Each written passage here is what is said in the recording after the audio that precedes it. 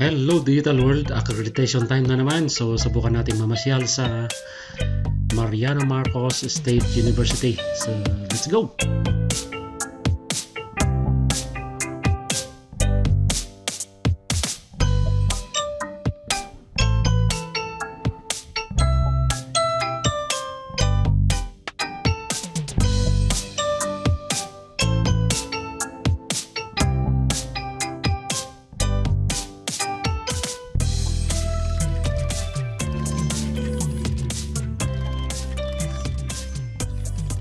One and all, buenas tardes a todos. Buenas tardes, Doc.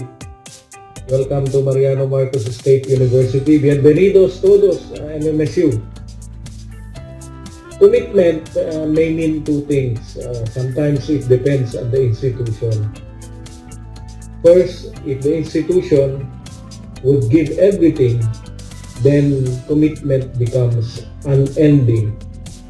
Commitment becomes a process that is continuous. But if the institution would like to give a commitment na hanggang dito lang, ganito lang, so commitment is limited. Meaning, commitment in the very first place could mean transcending. But at the same time, sabi ko nga, yung institution kung pipiliin niya, commitment becomes limiting also. But MMSU's commitment is something that is transcending. We would like to give everything, we would like to give our all so that it does not stop here. We would like to go beyond our dreams. So we continue to be committed to accreditation and quality assurance. We take note of your observation. We recognize your findings and we will consider them dearly. We will act appropriately on your suggestions and recommendations. This is the commitment of MMSU. And to all this we commit ourselves because we believe that these things will bring us nearer to our vision and will bring us success to our mission. So thank you very much. Mabuhay po tayong lahat. Agbiag tayo amin. Dios nos bendiga a todos. God bless us all. Editors, led by Dr. Ferdinand Andrade, the team leader, the Dean of the College of Computing and Information Sciences, Dr. Saturnina F. Nisperos, the Chair of the BSIT Department, Dr. Napoleon Kakanidin, our faculty members, the Director and staff of the Quality Assurance Directorate, led by Professor Reynald P. Villasilio, our VP for Administration and Finance, who is also online, Dr. Fides Bernardo A. Bitanga, other attendees in this accreditation survey visit. Ladies and gentlemen, good afternoon.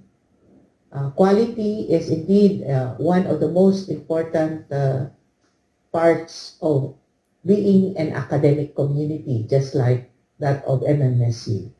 But quality is anchored on an quality assurance mechanism, in which case MMSU has set and established, and one of which is program accreditation. It is only when quality assurance mechanism is functional that we could claim quality teaching and learning. So, with this accreditation survey visit, we hope that this academic exercise will result to the improvement of the delivery of instruction in our BSIT program, and also would open more doors of opportunities to our CCIS in general. So to MMSU, we commit that we will continue to improve and to subject our programs to quality assurance initiatives such as program accreditation. Before I close, I would like to extend our collective appreciation and gratitude to our accreditors for sharing their time and expertise in evaluating our BSIT program. We also would like to thank our faculty and staff of the CCIS for sacrificing their time and for giving all their best in preparing for this accreditation. So to everyone, congratulations and thank you very much. Agbyag ti CCIS, agbyag ti AACO, agbyag Equality Assurance Director.